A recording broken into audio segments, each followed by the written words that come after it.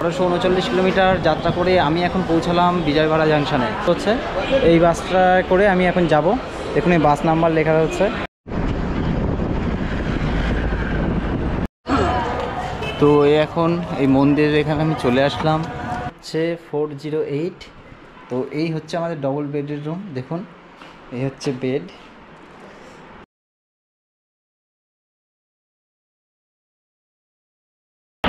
নমস্কার বন্ধুরা, তো আজ আমি চলেছি ভারতের দ্বাদশ জ্যোতির্লিঙ্গর দ্বিতীয় জ্যোতির্লিঙ্গ শ্রী মল্লিকার্জুন জ্যোতির্লিঙ্গ দর্শনে। তো আমি এখন রয়েছি হাওড়া স্টেশনে। তো এখান থেকে আমি রাত 11টা 45-এর 12839 হাওড়া চেন্নাই মাইল ট্রেন ধরবো। এই ট্রেন ধরে আমি পৌঁছাবো বিজয়বাড়াতে।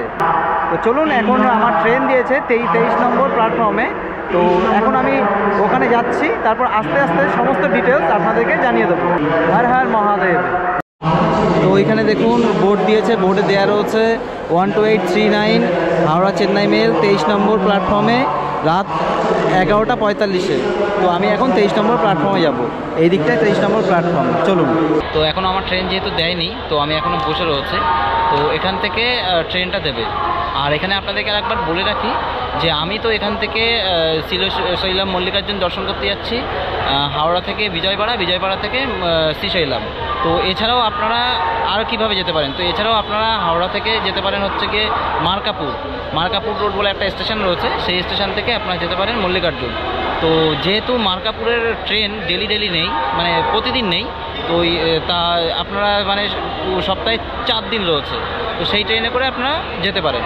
আর যেহেতু আমি সেই ট্রেনে যাচ্ছি না, বিজয়বাড়া থেকে বেশ যোগাযোগটা সুবিধা, তো আমি এখান থেকে যাচ্ছি বিজয়বাড়ার জন্য আপনি প্রতিদিন ট্রেন পাবেন। আর বিজয়বাড়া থেকে তারপর যাব মল্লিকার্জুনে।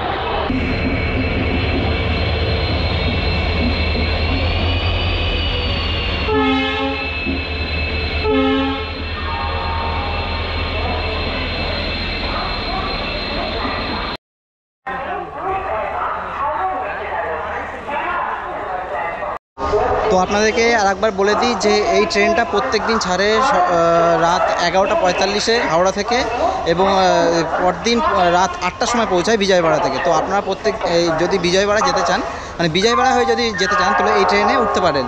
তো হাওড়া থেকে বিজয়বাড়ার দূরত্ব হচ্ছে 1239 কিলোমিটার। আর যদি লেট না করে ট্রেন, মোটামুটি যেতে সময় লাগে মোটামুটি ওই 21 ঘন্টা মতো। তাহলে চলুন, আমার এই যে বগিটা দেখছেন S4-এ আমার পড়েছে বগি, আর সিট নাম্বার পড়েছে 43 উপরে। তো চলুন আপনাদেরকে আমি আমার সিটটা দেখিয়ে দিই।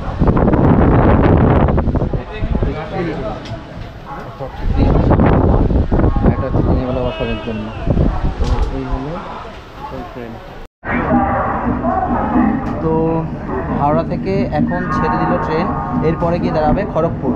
তো এখানে আপনাদেরকে বলে রাখি, যেহেতু রাতে খুব একটা ভালো ভিডিও হবে না, তাই রাতে আর ভিডিও করব না। এখন খেয়ে দিয়ে শুয়ে পড়বো। আপনাদের সাথে দেখা হবে আগামীকাল সকালে। তাহলে চলুন, সকলকে শুভরাত্রি।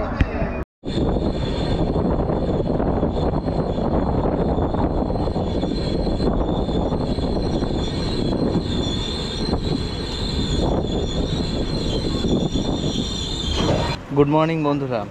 তো কালকে মোটামুটি রাত 12টার সময় হাওড়া থেকে রওনা করেছিলাম। এখন আমি এসে পৌঁছালাম উড়িষ্যার ছাত্রাপুর স্টেশনে। তো এখানে 2 মিনিটের হল্টিং রয়েছে। আর এই যে স্টেশনটা, এই স্টেশনের টাইম ছিল সকাল 8টা 8, আর এখন বাজে 9:30। এখনও পর্যন্ত প্রায় 1.5 ঘন্টার কাছাকাছি লেট চলছে ট্রেন। জানি না এরপরে মানে বিজয়বাড়াতে কটা নিয়ে ফেলবে। তো এই হচ্ছে স্টেশন। দেখুন আকাশটা একটু মেঘলা মেঘলা আছে। তো এই স্টেশনের পরে এরপর গিয়ে দাঁড়াবে উড়িষ্যার ব্রহ্মপুরে। চলুন ওখানে গিয়ে আপনাদের সাথে দেখা হচ্ছে।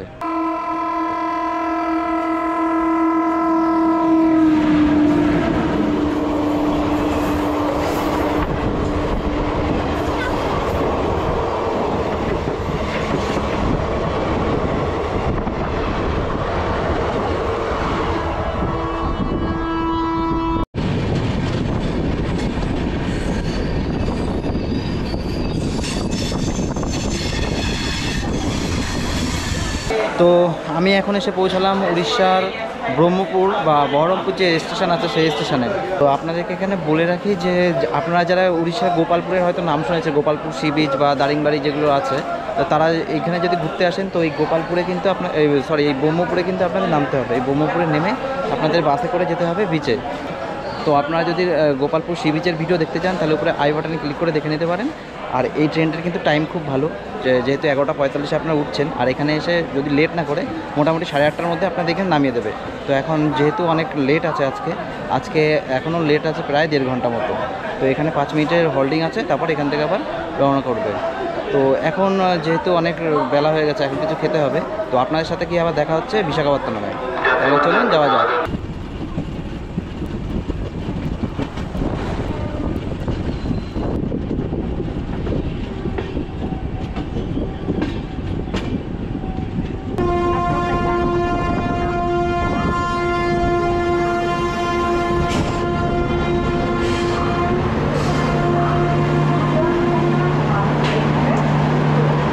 তো আমার ট্রেন এখন এসে দাঁড়ালো অন্ধ্রপ্রদেশের বিশাখাপত্তনম স্টেশনে। তো কালকে রাত আমি 12টার সময় জার্নি শুরু করেছিলাম, এখন এসে পৌঁছালাম বাজে হচ্ছে 3:15 এসে পৌঁছালাম হচ্ছে বিশাখাপত্তনম স্টেশনে। আর এখানে যে ট্রেনের টাইম ছিল 1:50, মানে ওই 2টোর দিকে। কিন্তু মানে ট্রেনটা ভালো চালিয়েছিল, বাট ঢোকার মুখে অনেকক্ষণ দাঁড় করিয়ে দিল, যার জন্য দেরি হয়ে গেল। তো মেকআপও বেশ অনেকটা মেকআপ করেছিল। যাই হোক, এখন এখানে এসে দাঁড়ালাম। আর এই বিশাখাপত্তনম স্টেশনে দাঁড়াবে হচ্ছে 20 মিনিট দাঁড়ানোর পর তারপর এখান থেকে আবার ছাড়বে ট্রেন। আর এখানে আপনাদেরকে বলে রাখি, আপনারা যারা ভাইজাগ ঘুরতে আসবেন তারা কিন্তু এই বিশাখাপত্তনম স্টেশনে নামতে পারবে। এই বিশাখাপত্তনম স্টেশনে নেমে এখান থেকে বাসে করে আপনাদের যেতে হবে ভাইজাগে বিচে। তো এখান থেকে বেশি দূর না, 20 মিনিট মতো বাসে লাগে। তো আপনারা সেখান থেকে যেতে পারবেন। তো আমার ট্রেন বিশাখাপত্তনম স্টেশন থেকে ছেড়ে দিল। এখানে দাঁড়ানোর কথা ছিল 20 মিনিট, তা দাঁড়ালো প্রায় হচ্ছে আপনার 40 মিনিট মতো। তার কারণ হচ্ছে কি, হাওড়া যে ব্যাঙ্গালুরু সুপারফাস্ট ট্রেনটা ছিল সেটা মানে আমাদের ট্রেনটা দাঁড় করে দিয়ে ট্রেনটা আগে ছেড়ে দিল। আর এখান থেকে একটা জিনিস লেটেস্ট দেখলাম, মানে বিশাখাপত্তনমে ঢুকলো আমার ট্রেনটা, ঢুকে আবার মানে উল্টো দিকে যাচ্ছে, মানে হাওড়া যেদিকে ছিলাম সেদিকেই যাচ্ছে। মানে বিশাখাপত্তনম জংশন থেকে আমাদের রুটটা ভাগ হয়ে যাচ্ছে।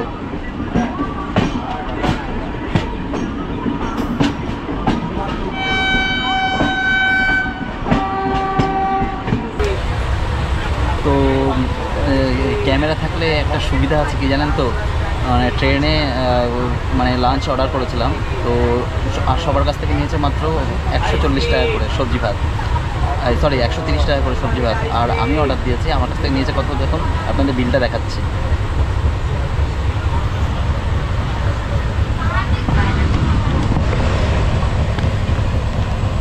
দেখুন, আমার কাছ থেকে নিয়েছে মাত্র 80 টাকা,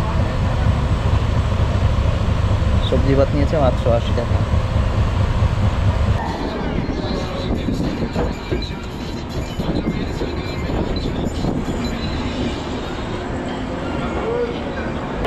তো অবশেষে 1239 কিলোমিটার যাত্রা করে আমি এখন পৌঁছালাম বিজয়বাড়া জাংশনে। তো এই বিজয়বাড়া জাংশনে টাইম ছিল রাত 8টা, এখন বাজে রাত 10টা বাজতে 5 মিনিট বাকি, প্রায় 2 ঘন্টা মতো লেট করে দিল ট্রেনটা। তো এখন এখান থেকে আমার যেতে হবে বাইরে। তো বাইরে এখান থেকে যাব হচ্ছে বাস স্ট্যান্ডে, দেখি কোথায় বাস স্ট্যান্ড আছে। তো বাসে করে তারপরে ওখান থেকে পৌঁছাবো হচ্ছে কি শ্রীশৈলমে। তো চলুন এখন আপাতত বাইরে যাই, বাইরে গিয়ে দেখি বাস স্ট্যান্ডটা কোন দিকে আছে, আর এখান থেকে কীভাবে বাস স্ট্যান্ডে যেতে হবে সেগুলো আপনাদেরকে ডিটেলস বলে দিচ্ছে। এই হলো বিজয়বাড়া জংশন।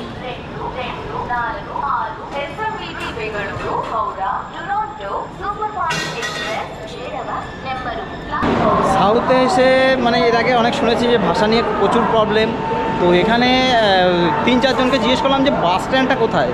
কেউ তো হিন্দিতে বোঝে, কিন্তু কেউ কিন্তু বলছে না যে অমুক জায়গা বলছে কি জানি না, মানে ইশারায় বলে দিচ্ছে জানি না, কেউ বলতেই যাচ্ছে না। তো এই যে আমাদের ট্রেন এখানে দাঁড় করে দিল, এখান থেকে আমরা সোজা নেমে আসলাম। নেমে এসে এই দেখুন রাস্তা রয়েছে, এই রাস্তা দিয়ে যেতে হবে আমার বাস স্ট্যান্ডের দিকে। তো এখান থেকে বাস স্ট্যান্ডের দূরত্ব মোটামুটি বললো যে 1.5 কিলোমিটার, অটোয় গেলে 20 টাকা নেবে। তো দেখি অটোয় যাই না হেঁটে যাই, একটু দেখে নিচ্ছি আমি। তো স্টেশন থেকে বিজয়বাড়া বাস স্ট্যান্ড দেখাচ্ছে 1 কিলোমিটার রাস্তা, দেখুন হেঁটে যেতে লাগবে 14 মিনিট। তো আমি এখান থেকে কিছু মানে অটোয় যাব না, এখান থেকে হেঁটেই আমি যাচ্ছি। এখানে ম্যাপে মেরে নিলাম 14 মিনিট। তো চলুন এখন আপনাদের বাস স্ট্যান্ডে নিয়ে যাই। সাউথ সেন্ট্রাল রেলওয়ে এই যে লেখা রয়েছে, আর এই হচ্ছে সোজা বিজয়ওয়াড়া স্টেশন। ওই দেখুন বিজয়ওয়াড়া স্টেশন দেখা যাচ্ছে এখান থেকে। আর আমাদের যেতে হবে এইখানে একটা যে গোল চক রয়েছে, আমাদের যেতে হবে এই দিকটায়।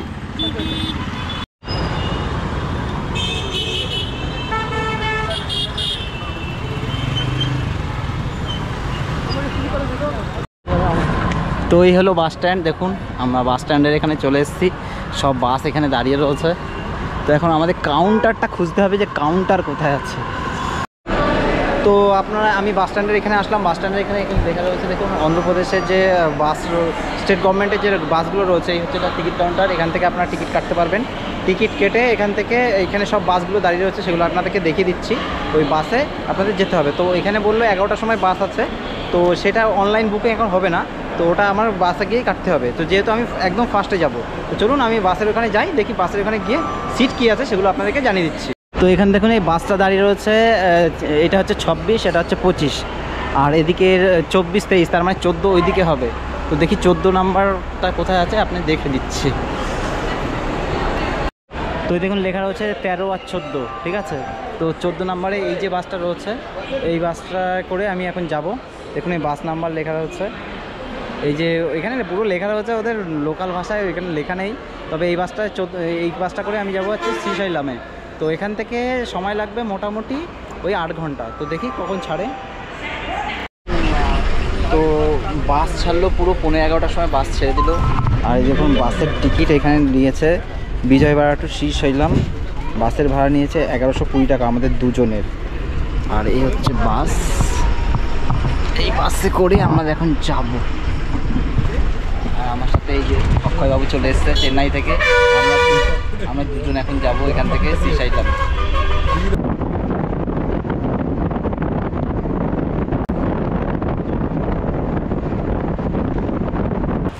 তো আমি এখন চলে আসলাম বিজয়ওয়াড়া থেকে আর একটা বাস স্ট্যান্ডে। তো এই বাস স্ট্যান্ডের নাম আমি পড়তে পারছি না। দেখুন এই হচ্ছে লোকাল, ওদের যে তেলেগু ভাষায় লেখা রয়েছে, কী লেখা রয়েছে আমি পড়তে পারবো না। ইংলিশে কিন্তু কোথাও এখানে কিছু লেখা দেখতে পাচ্ছি না, আমি পড়ে জানাবো। তো 11:15টায় বিজয়ওয়াড়া থেকে আমার বাসটা ছেড়েছিল। আর মোটামুটি 45 মিনিট বাসটা চললো। এখন এই বাস স্ট্যান্ডে এসে দাঁড়ালো। তো এখানে জানি না কতক্ষণ দাঁড়াবে। এখানে দাঁড়ানোর পরে তারপরে এখান থেকে ছাড়বে। তো চলুন এখন বাসে ওঠা যাক, আবার দেখা যাক কতক্ষণ লাগে।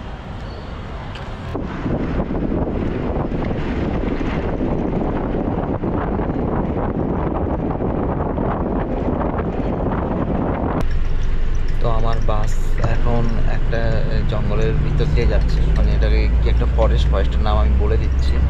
তো এই ফরেস্টে মানে এখানে ব্যানারতে দেওয়া রয়েছে যে প্রচুর লেপার্ড নাকি এই ফরেস্টে থাকে।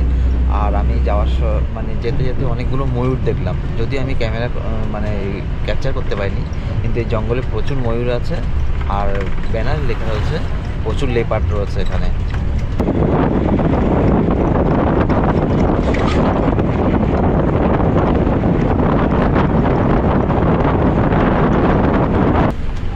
তো আপনাদেরকে এখানে বলে রাখি যে আপনারা যদি মার্কাপুর রোড হয়ে শ্রীশৈলামে আসতে চান, তাহলে মার্কাপুর থেকে কিন্তু মানে হাওড়া থেকে যেহেতু মার্কাপুর পর্যন্ত একটাই ট্রেন, সেই ট্রেনটা যদি মোটামুটি লেট করে, মানে বিকেল 5টা যদি বাজিয়ে দেয় মার্কাপুরে, তাহলে কিন্তু মার্কাপুর থেকে আপনাদের শ্রীশৈলামে যাওয়ার চাপ হয়ে যাবে। তার কারণ হচ্ছে এই যে ফরেস্টটা রয়েছে, এই ফরেস্টে যেহেতু রাতের দিকে বাঘ বেরোয়, তাই এখানে রাতের দিকে কিন্তু গাড়ি চলাচল করে না, তাই আপনাদের কিন্তু চাপ হয়ে যাবে।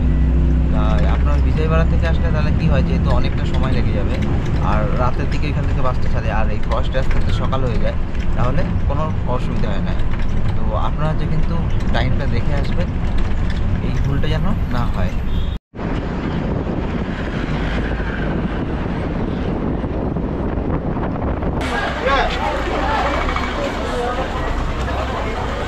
এই হলো শ্রীশৈলামের বাস স্ট্যান্ড। দেখুন এখানে সব বাস দাঁড়িয়ে রয়েছে। তো আমি এখন চলে আসলাম শ্রীশৈলাম বাস স্ট্যান্ডে। তো এই হচ্ছে আমাদের বাস, এই বাস আমাদের নামিয়ে দিল। আর এখানে সব অটো দাঁড়িয়ে রয়েছে, এখানে প্রচুর বাস রয়েছে। তো এখন বাজে হচ্ছে 7:10 বেজে গেল। তো পুরো মানে 8 ঘন্টারও বেশি আমার সময় লেগে গেল। আর যেহেতু এই পাহাড়ের এখান থেকে যখন আসলো, তখন বাসটা অনেক স্লো করে আসলো। তো এখন আমি এখান থেকে নিয়েছি হচ্ছে অন্ধ্রপ্রদেশ ট্যুরিজমের যে হোটেল হারিথা রয়েছে সেই হারিথা। তো এখন আমি দেখে নিই যে হোটেলটা কোথায় আছে। তাহলে চলুন আপনাদেরকে এবার হোটেলের দিকে নিয়ে যাই। তো ওই দেখুন মন্দিরের চূড়া দেখা যাচ্ছে, একদম সোজা, এই সোজা মন্দিরের চূড়া দেখা যাচ্ছে। তো এখন এই মন্দিরের এখানে আমি চলে আসলাম। দেখুন এই হচ্ছে মন্দিরের শিখর দেখা যাচ্ছে। চলুন ওখানে যাই। আর এখানে যদি আপনারা হোটেল না নিয়ে থাকেন, যদি আপনাদের ব্যাগটা কিছু রাখতে হয়, তো এখানে কিন্তু ক্লক রুম আছে। এই দেখুন লেখা হচ্ছে ক্লক রুম। এই ক্লক রুমে আপনারা আপনাদের যে ব্যাগ বা মোবাইল ক্যামেরা যা যা আছে এখানে সব জমা রাখতে পারবেন। এখানে জমা রেখে আপনারা মন্দির দর্শন করতে পারবেন। এই দেখুন ক্লক রুম। আর এই দিকটাই হচ্ছে ওই সামনে হচ্ছে মন্দিরের যাওয়ার গেট। তো এখানে রেখে আপনারা ওই গেটের ওখানে যেতে পারবেন। তো আমি এখন গেটের কাছাকাছি চলে আসলাম। এটা হচ্ছে হোটেল হারিতা, দেখুন লেখা রয়েছে হচ্ছে হোটেল হারিতা। এখানে হোটেল হারিতা শ্রীশৈলম রিসর্ট, এই হচ্ছে ওদের হোটেল। তো চলো দেখা যাক। আর এই হচ্ছে দেখুন এখানটায় রাতে খাবার দাবার জন্য রেস্টুরেন্ট, আর এই হচ্ছে রিসেপশন। আর হোটেল হারিথা এদিকে রয়েছে, এদিকে রয়েছে। তো অন্ধ্রপ্রদেশ ট্যুরিজমের যে হোটেল, এই হচ্ছে হোটেল। এই হোটেল রুম আমরা নিয়েছি। চলুন আপনার রুমটা আপনাদেরকে দেখিয়ে নিই।